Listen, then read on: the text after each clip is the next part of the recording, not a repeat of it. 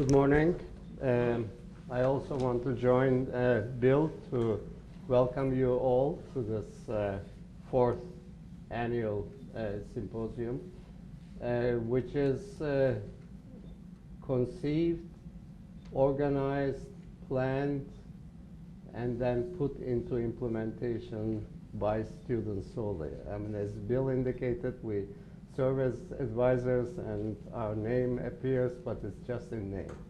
It's the students who pull this off and very successfully.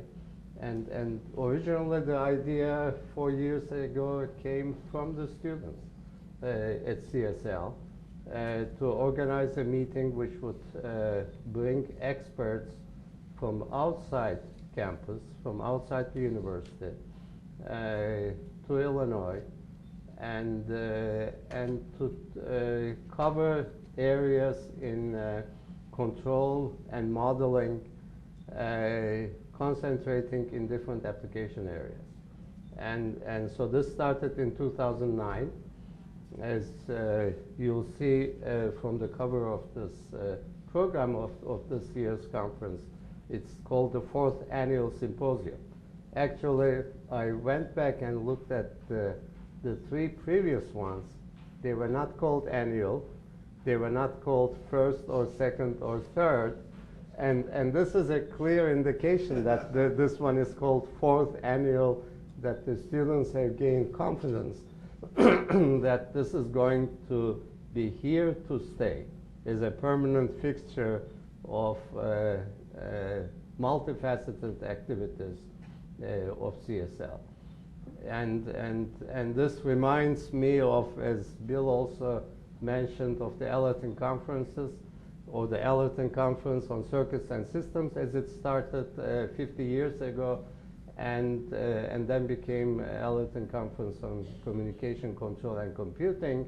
And we just celebrated 2 weeks ago, and in fact less than 2 weeks ago, the 50th year of the Allerton Conference. It was normally it's a 3.5 day event, and in fact 50 years ago it was a 3.5 day event. So it hasn't changed in format, the Allerton Conference, and this year we made it a 4.5 day event in order to accommodate some new features.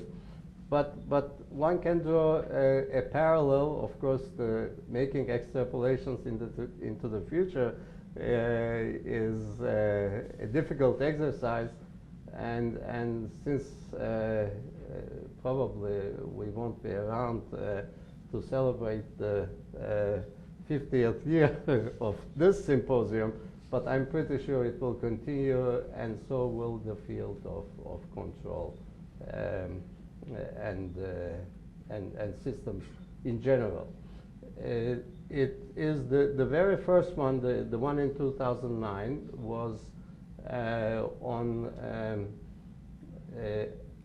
energy systems, the alternate energy models. That's where the concentration was. And a year later, in 2010, and that was the first time it was actually held outside CSL at the Beckman Institute.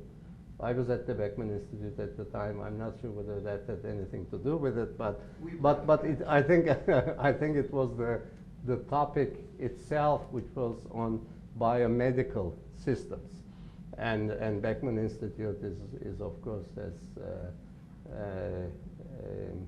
research areas which were very much aligned with biomedical systems.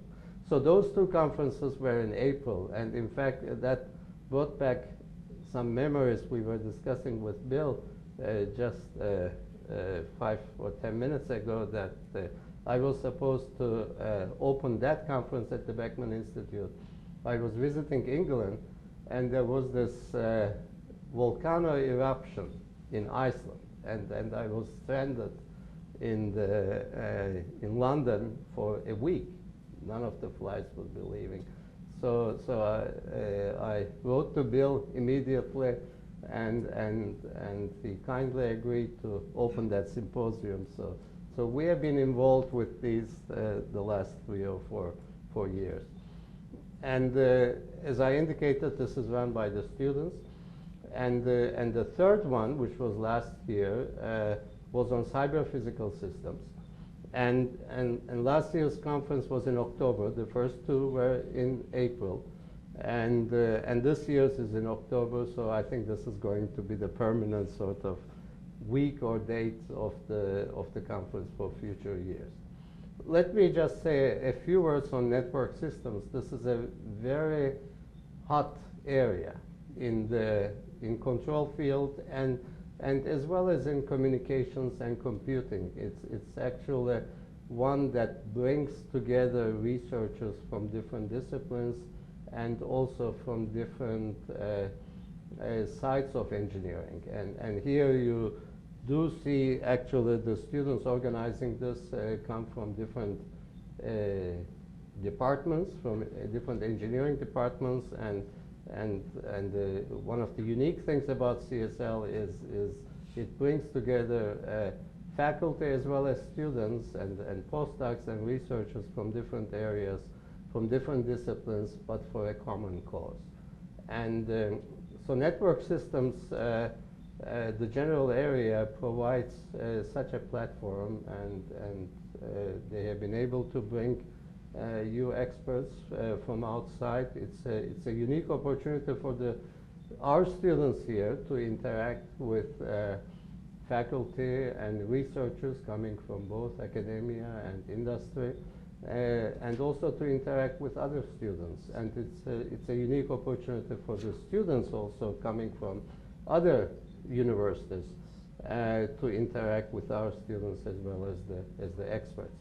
Now, I mentioned that network systems is one of the hot areas, and I know it firsthand as editor-in-chief of Automatica, which is the highest sort of impact factor journal in the control field, that the majority of the papers that we receive the last 3 or 4 years, if you look at the statistics, are in the network systems area.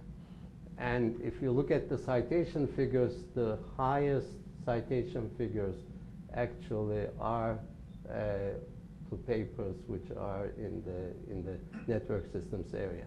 So it does have a future, a very bright future.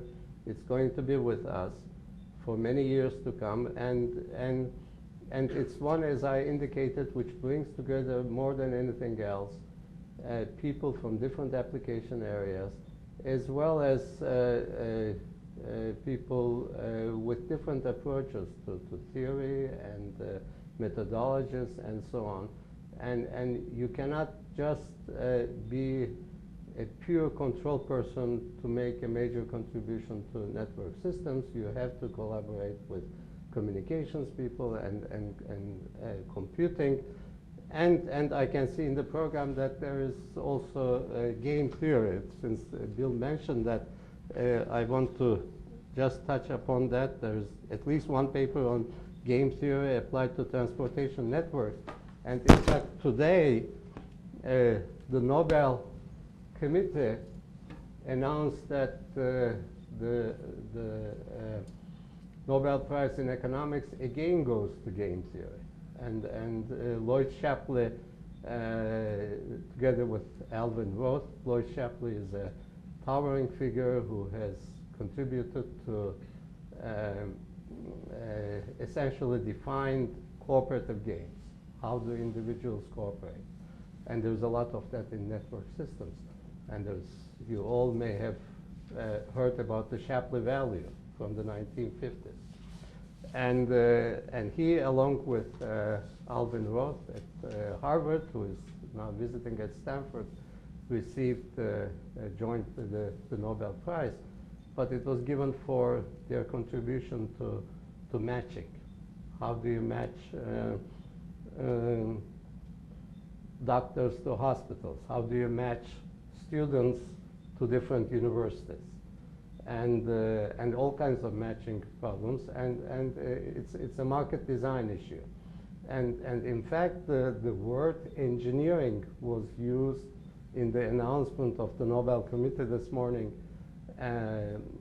which said that this is contributing to engineering economics, which means designing markets, engineering markets. So it is viewed as engineering is viewed as an important component of economic decision making, and also improving the lives of individuals and humans in making markets more efficient, in making markets work better, in making people more happy. The better the matching is, the happier are people. Well, I don't want to take any longer in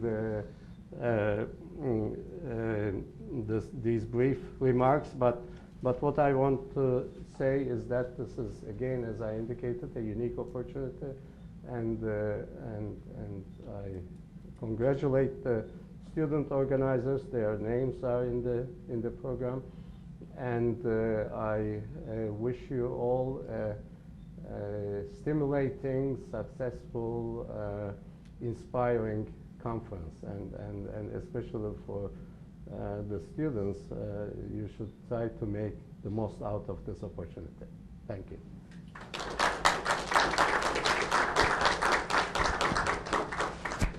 So, Tamer.